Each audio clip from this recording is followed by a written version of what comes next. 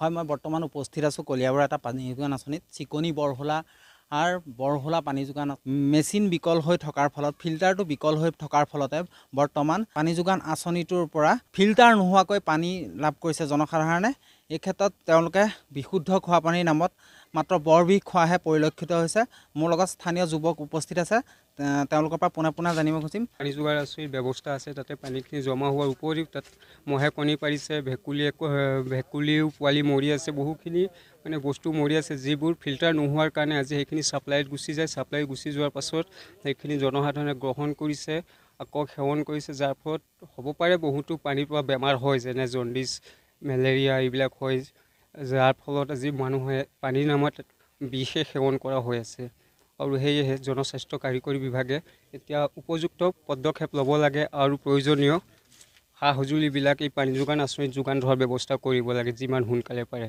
তাৰ বাবে আমি জনস্বাস্থ্য কাৰিকৰী বিভাগক অনুৰোধ জনাইছোঁ আৰু এই অঞ্চলটোৰ জনসাধাৰণৰ বাবে ভাল স্বাস্থ্যৰ এটা আগবঢ়াই দিয়াৰ বাবে আমি অনুৰোধ জনাইছোঁ।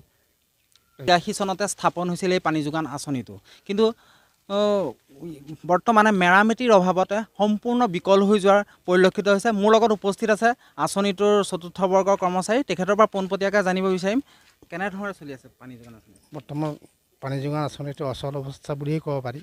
এতিয়া ৰাইজক মই বিশুদ্ধ খোৱা পানী দিব পৰা নাই, কাৰণ ফিল্টাৰ মিডিয়া বেয়া, ফিল্টাৰ পানী দিবই নোৱাৰোঁ।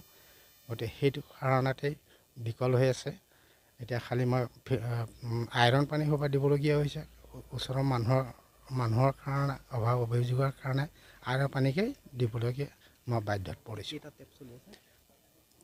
মুঠতে ইয়াতে ৰাজহুৱা টেপ হিচাপে 49টা টেপ আছে, তাৰ ভিতৰত 6টামান টেপহে চলি আছে। মই বিভাগক অৱগত কৰাইছিলোঁ। আজি 2 বছৰৰ আগতেও মই ফিল্টাৰ মিডিয়াৰ কাৰণে অৱগত কৰাইছিলোঁ, যদিও কিন্তু চাম বুলি কৈ থৈ আৰু দ্বিতীয়বাৰ সুবিধাটো নাই দিয়া। এতিয়া বৰ্তমানটো চব বিকল হৈ যোৱা দেখা গৈছে।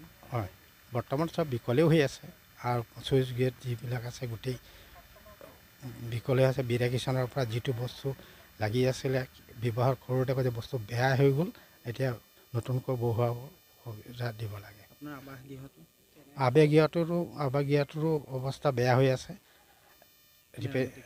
মেৰামতি কৰা নাই।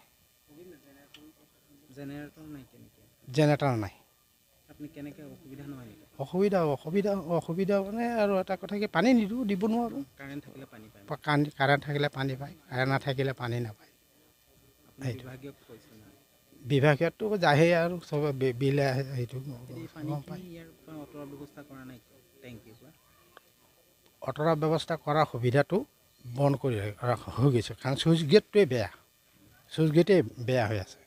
গতিকে সেইটোক আকৌ যদি কৰিবলগীয়া হয়, যিটো যন্ত্ৰ পাতি ছিষ্টেম থাকে সেইটো ছিষ্টেমটোবিলাক নাই। খোলা বন্ধ কৰা যিটো আমাৰ চকা ছিষ্টেমত থাকে সেইটো ঘৰুৱা সেইবিলাক নাই। এতিয়া বন্ধ কৰি ৰখাহে হৈছে। আকৌ সেইখন গোটেইখন খুলিব গৈ আমি কৰিব অসুবিধাত পৰোঁ। আৰু এজন যুৱক মোৰ লগত উপস্থিত আছে, তেওঁৰ পৰা জানিব খুজিম। কি ক'বা? হয়, ইয়াৰ যিখন মেচিন আছে এইবোৰ বহুতো বেয়া আছে, আৰু যিখন পাম্প আছে পাম্পটোতো আৰু বেয়া, আৰু মহে কণী পাৰিছে, ইয়াত ভেকুলী সোমাইছে, জনসাধাৰণে বিষ পানী খাই আছে। এইবোৰ আচলতে হ'ব নালাগে। তো আমি মানে বিচাৰোঁ এইটোৱে যে জনস্বাস্থ্যকৰ্মী বিভাগে এই মেচিনটো অলপ ভাল কৰি দিয়ে আৰু জনসাধাৰণে ভাল পানী, বিশুদ্ধ পানী খাব পাৰে।